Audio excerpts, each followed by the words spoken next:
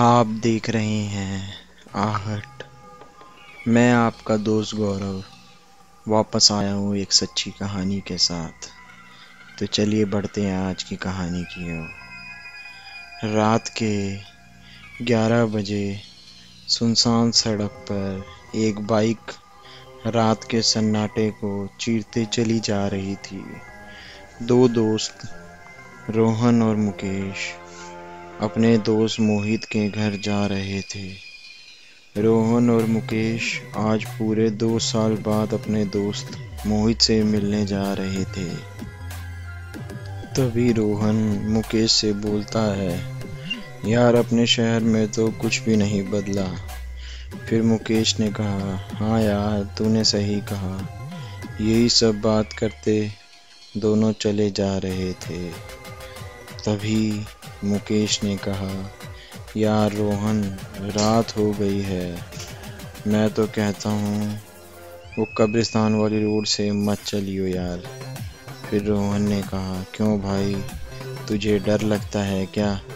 अरे डर मत, मैं हूँ ना तेरे साथ। फिर रोहन की बात सुनकर मुकेश बोलता है, ना यार डर की बात नहीं है, तुझे तो पता ही है कि वो कब्रिस्तान कितना शापित है। रोहन निडर लड़का था, इसलिए मुकेश की बात सुन कर रोहन बोलता है, अरे भाई तू कैसी बात कर रहा है, मैं तो उसी रास्ते से ही जाऊंगा, उस रास्ते से टाइम कम लगेगा।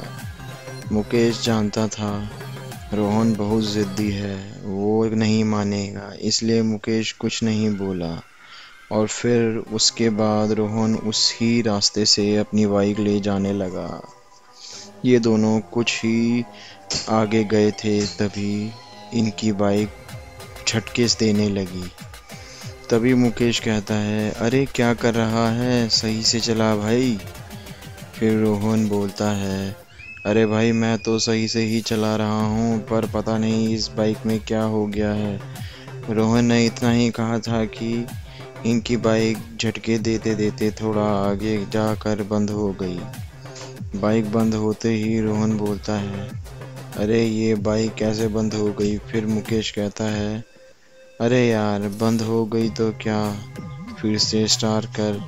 मुकेश के इतना बोलते ही रोहन बाइक फिर से स्टार्ट करने की कोशिश करने लगता है, पर बाइक स्टार्ट नहीं होती। तभी मुकेश ने एक ऐसी चीज़ देख लेता है जिसे देखकर मुकेश बस उसे ही देखा जा रहा था। मुकेश को देखकर साफ पता चल रहा था कि मुकेश ने जो चीज़ देखी है उसे देखकर मुकेश बहुत डर चुका है।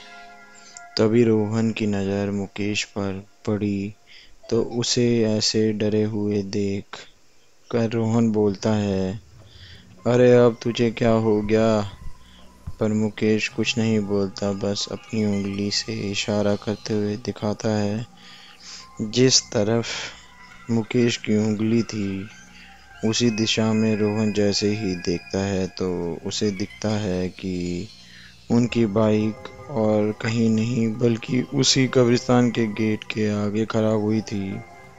पर रोहन एक निडर लड़का था, इसलिए वो मुकेश से बोलता है, अरे भाई तू डर क्यों रहा है, बाइक इतने समय से घर में ही खड़ी थी, इसलिए बाइक बंद हो गई। और यार तू अब बाइक से नीचे उतर, पहले कोई मैकेनिक देखते हैं। रोहन ने इतना ही कहा, तभी मुकेश बोलता है, यार वो देख मैकेनिक की दुकान। रोहन जैसे ही उस तरफ देखता है तो उसे दिखता है एक छोटी सी झोपड़ी बनी थी जिसमें एक पीला वाला बल्ब टंगा था और उसमें 40-50 साल का आदमी बैठा था। फिर उसके बाद वो दोनों अपनी बाइक उस मैकेनिक के पास ले जाते हैं और रोहन बोलता है, अरे काका देखना तो हमारी बाइक अचानक बंद हो गई, देखना तो इसमें क्या हो गया है। रोहन की बात सुनकर वो मैकेनिक उनकी तरफ देखता है और बोलता है, अच्छा बेटा तुम कुछ देर यही बैठा, मैं अभी देखता हूँ इसमें क्या हुआ है। इतना बोलकर वो आदमी बाइक ठीक करने लगता है और रोहन और मुकेश अभी वहाँ बैठे ही थे। तभी रोहन बोलता है, यार तू यहीं बैठ, मैं अभी एक नंबर करके आया। इतना बोलकर रोहन थोड़ी ही आगे जाकर टॉयलेट करने लगता है और जैसे रोहन एक नंबर करके पीछे मुड़ता है तो वो देखता है उसके पीछे एक आदमी खड़ा था और वो उसे ही देखा जा रहा था। रोहन को यह देखकर बड़ा अजीब लगता, पर तभी वो आदमी उससे बोलता है, वो जो लड़का जो वहाँ बैठा है वो तुम्हारा दोस्त है ना? फिर रोहन जवाब देते हुए बोलता है, हाँ है तो। फिर वो आदमी बोलता है, पर तुम्हारा वो दोस्त उस फटी हुई और बंद झोपड़ी के पास बैठकर क्या कर रहा है? रोहन उसकी बात सुनकर बोलता है, बंद झोपड़ी? अरे! इतना बोल कर रोहन पीछे मुड़ता है, चुप हो जाता है क्योंकि वो देखता है जो मैकेनिक अभी उनकी बाइक ठीक कर रहा था वो अब वहाँ नहीं है और उसकी दुकान भी बंद थी और मुकेश अभी भी वहीं बैठा था। यह देखकर रोहन बोलता है, यह मैकेनिक इतनी जल्दी कहाँ गया और इसने अपनी दुकान भी इतनी जल्दी कैसे बंद कर दी? इतना बोलकर रोहन जैसे ही पीछे मुड़ता है तो वो देखता है जो आदमी अभी तक उसके पास खड़ा था वो आदमी भी अब वहाँ नहीं था। उस आदमी को वहाँ ना देखकर रोहन बड़ी ही हैरानी के साथ बोलता है, अरे ये आदमी कहाँ गया? अभी तो यहीं था। रोहन वैसे तो कभी डरता नहीं था, पर आज जो कुछ भी उसने अभी देखा तो उसे देखकर अब वो भी डरने लगा था। फिर उसके बाद रोहन बिना टाइम गवाए मुकेश के पास जाता है और बोलता है, भाई उठ, जल्दी उठ, अभी यहाँ से चल। फिर मुकेश बोलता है, पर क्यों भाई, गाड़ी तो अभी ठीक ही होने वाली है। मुकेश के इतना बोलते ही तुरंत बाद एक आवाज़ और आती है, अरे क्या हुआ बेटा, आपकी बाइक बस ठीक होने ही वाली है। ये और किसी की आवाज़ नहीं बल्कि उस मैकेनिक की आवाज़ थी। रोहन जैसे ही अपना सर ऊपर करके देखता है तो उसे देखता है मैकेनिक वहीं खड़ा था और उसकी दुकान भी खुली हुई थी। रोहन यही सोच रहा था कि ये कैसे हो सकता है, अभी तो यहाँ कोई नहीं था, यह सब हो क्या रहा है? यही सब रोहन सोच ही रहा था। तभी मुकेश बोलता है, अरे तुझे हुआ क्या है, तू बोलेगा भी कुछ? पर रोहन यही सोच रहा था मुकेश को कैसे बताऊं कि उसके पीछे 10 मिनट में साथ क्या क्या हुआ है। पर थोड़ा सोचने के बाद रोहन बोलता है, मुकेश तू थोड़ा मेरे साथ 1 मिनट के लिए इधर आ। इतना बोलकर रोहन मुकेश को थोड़ा साइड में ले जाता है और बोलता है, यार मुकेश, ये जो मैकेनिक है ये मुझे लगता है कि भूत है। मुकेश रोहन की बात सुनकर हंसने लगता है और हंसते हुए ही कहता है, माना भाई, मुझे भूतों से डर लगता है, पर इतना भी नहीं कि तू जो कुछ भी बोलेगा मैं उसको मान लूँ। चल अब मजाक बंद कर और चल अब गाड़ी के पास ही बैठते हैं। फिर रोहन बोलता है, रुक भाई। फिर उसके बाद रोहन उसे सारी बात बताता है और उसके साथ पिछले 10 मिनट में हुई थी। फिर मुकेश रोहन की बात सुनकर बोलता है, यार तुझे कोई वहम हुआ होगा। इतना बोलकर वो वापस गाड़ी के पास जाने लगता है। मुकेश ने रोहन की बात को मजाक में ले लिया था, इसलिए वो दोनों वहीं अपनी गाड़ी के पास ही आकर बैठ जाते हैं।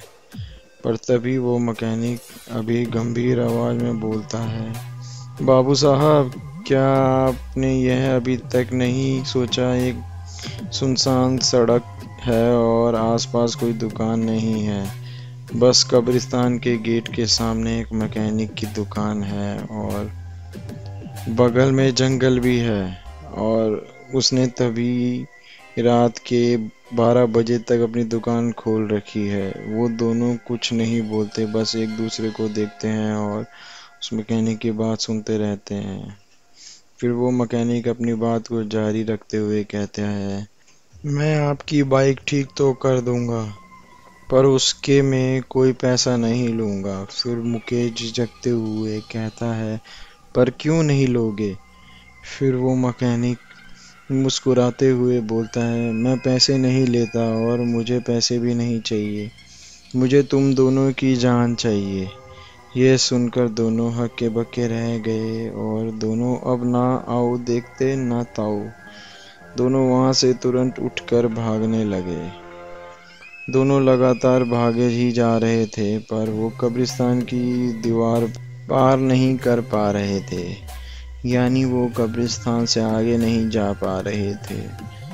दोनों को भागते भागते लगभग आधा घंटा हो गया था और दोनों की सांस भी फूलने लगी थी। पर तभी दोनों अचानक रुक जाते और वो दोनों देखते हैं, आगे उसी मैकेनिक की दुकान थी और वही कब्रिस्तान का गेट था। यानी वो दोनों भागते भागते वहीं वापस आ गए थे।